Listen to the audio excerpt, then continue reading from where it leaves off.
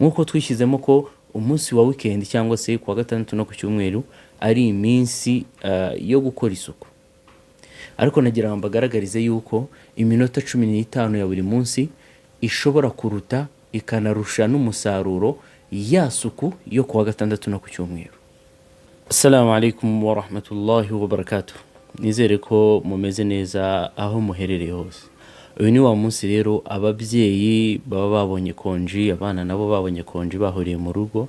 Akenshi uyu munsi dukunze kwita umunsi w'isuku, ari naho tubonera rero kuzajya duhamagara abana bagiye batandukanye kugira ngo tubibutse, tunaganire ku byerekeranye n'amasomo yabo, tunaganire ku byerekeranye n'ubuzima bwabo. Ibyo byose nta kindi ari ukugira ngo tubagure muri gahunda z'ubumenyi, tubagure muri gahunda z'ubwenge, tunabagaragarize ko twitaye ku byo barimo.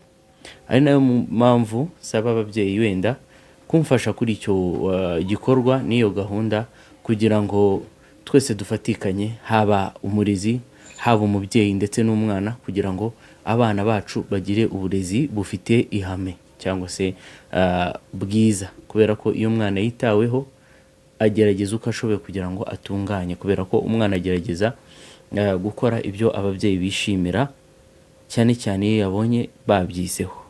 Kubw'ibyo rero uno munsi ndagira ngo nganire ku minota 15 ya buri munsi, nk'uko twishyizemo ko umunsi wa weekend cyangwa se kuwa gatandatu no ku cyumweru ari iminsi yo gukora isuku, ariko nagira ngo mbagaragarize yuko iminota 15 ya buri munsi ishobora kuruta ikanarusha n'umusaruro ya suku yo kuwa gatandatu no ku cyumweru.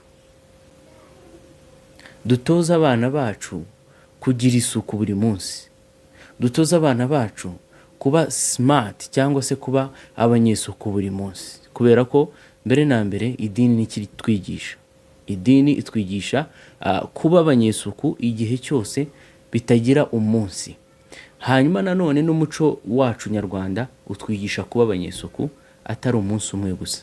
Kubw'ibyo rero iminota 15 watoje umwana gutunganya buri kimwe iruta ya minsi 3 yafashe agatunganya ahantu hose, nyamara nyuma y'iminsi 2 handi yatunganyijeho hari bwongere hagakora iki, hakandura. Kubw'ibyo rero guhera none aha twicaza abana bacu, tubatoze natwe ubwacu gushyira ibintu ku murongo. Buri munsi akaza agafata iminota 15, ni ukuvuga afata iminota 2 yo kureba ibyakagombye kujya ku murongo n'ibyakagombye gutungana.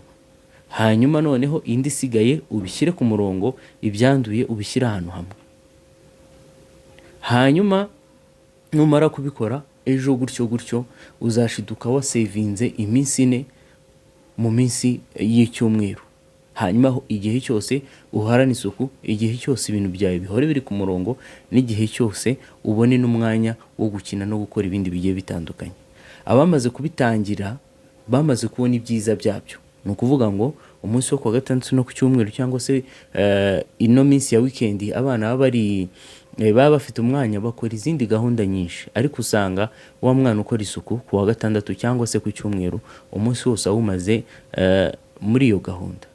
Noneho iyo wibajije akagira ikibazo akarwara cyangwa se akabona amahirwe akajya ahantu, ubwo urumva ko icyumweru kiba kigiye kongera gufata, icyumweru kiba kigiye kwiyongera cyangwa se umwanda uba ugiye kwiyongera, kubera ko yamenyereye gukora iyo suku ku cyumweru, bikarangira umwanda wikubye kabiri, kubera ko ntabonye umunsi, ntabonye umwanya wo gukora ibyo yarasanzwe akora. Kubw'ibyo rero bavandimwe, ubutaha tuzatangira cyangwa se tuzakomeza gahunda yacu yo guhamagara no kuganira n'abana ku byerekeranye n'ubuzima bwabo n'amasomo yabo.